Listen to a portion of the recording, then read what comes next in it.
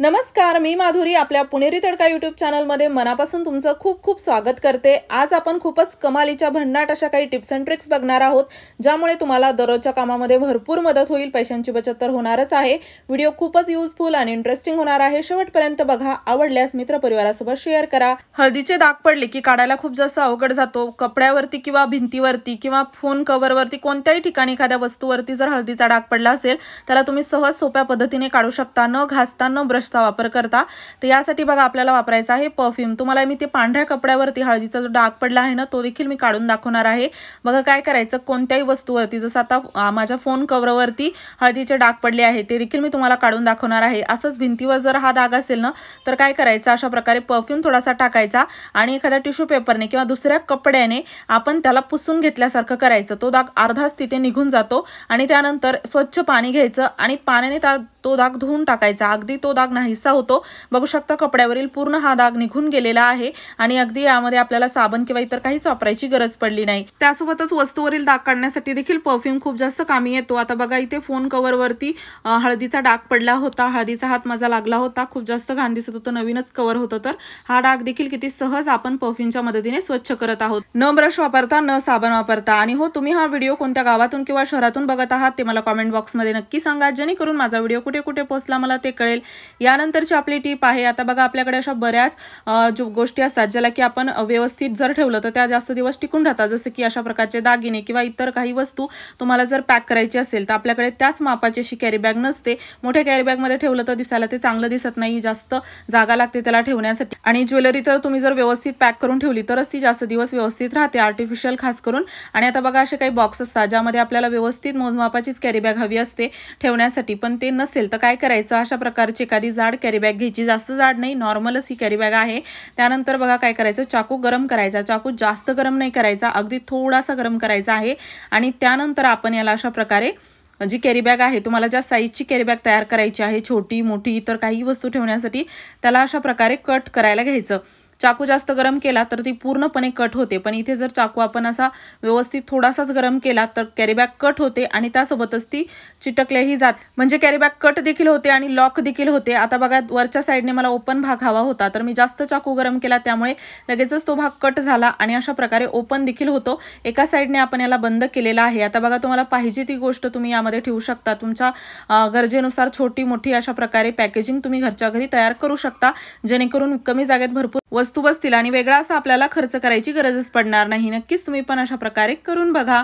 यानंतरची आपली टिप आहे, आता बघा दसऱ्याची साफसफाई तुमची चालू असेल, त्यामध्ये घरामधील जाळे काढणं किंवा कानाकोपऱ्यातील कचरा काढायला सुरू असतं आणि त्याचसोबत इकडे तिकडे वर्षभरामध्ये किंवा 6 महिन्यामध्ये जे आपण स्वच्छता केलेली नसते त्या जागेमध्ये अशा प्रकारे खूप जास्त केस अडकतात आणि हे केस झाडूने काढलं की यावरती अशा प्रकारे पूर्ण ते एकत्र होतात। हाताने काढायला खूप जास्त किळसवाणं वाटतं।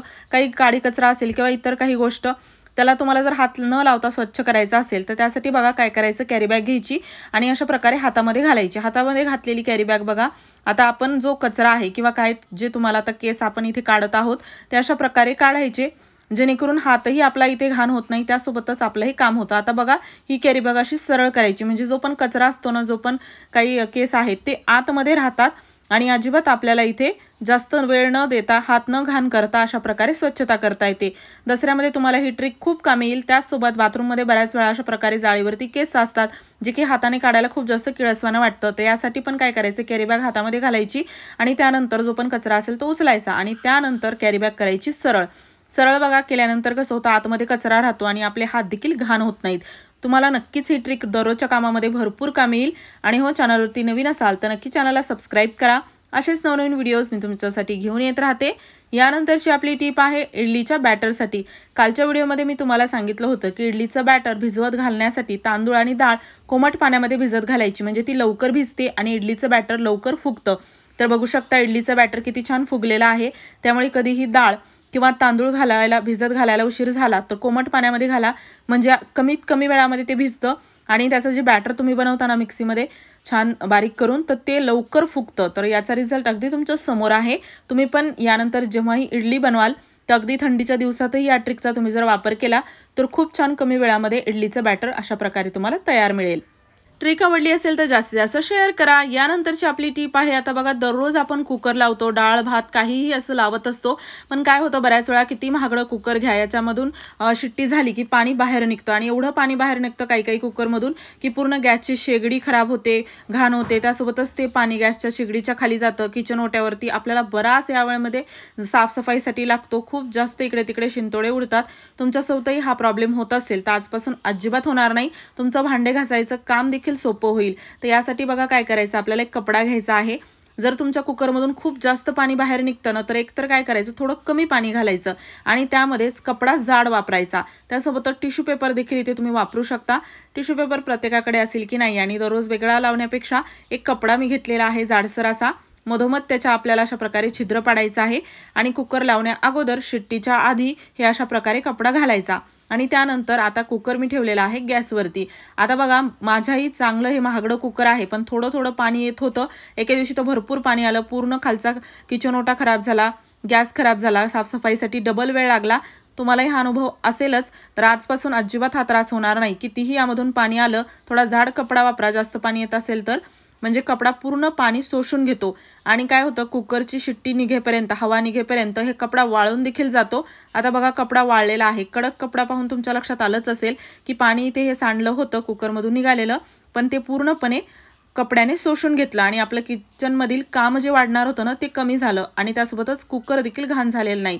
आता बघा डाळ देखील छान शिजलेली आहे आणि हा कपडा आपण स्वच्छ धुवून परत दुसऱ्या दिवसासाठी रियूज करू शकतो। नक्कीच तुम्ही पण एकदा ट्राय करून बघा, दररोजचं भांडे घासायचं काम बरंच तुमचं हलकं होईल। यानंतरची आपली टीप आहे लसूण सोलण्यासाठी। लसूण सोलायला बऱ्याच जणांना आवडत नाही, कारण की वेळ खाऊ काम आहे, किचकट आहे, त्यासोबतच नखांना खूप जास्त त्रास होतो, अगदी नखांच्या आजूबाजूला लाल झाल्यासारखं होतं, पण आता भाजीला टाकल्याशिवाय चवही चांगली येत नाही, तर मग काय करायचं, तर यासाठी मी घेऊन आलेली एक महत्त्वाची टीप, जेणेकरून तुमचं हे अवघड किचकट काम होणार आहे चुटकीसरशी, कमीत कमी मेहनतीमध्ये। तर आता बघा लसूण जो आहे ना, तो आपल्याला अशा प्रकारे त्याच्या कळ्या वेगळ्या करून घ्यायच्या आहेत। तुम्हाला जेवढा पाहिजे तेवढा तुम्ही हा करू शकता आणि तेही आपल्या स्वयंपाकातच एक काम आपलं होऊन जाणार आहे।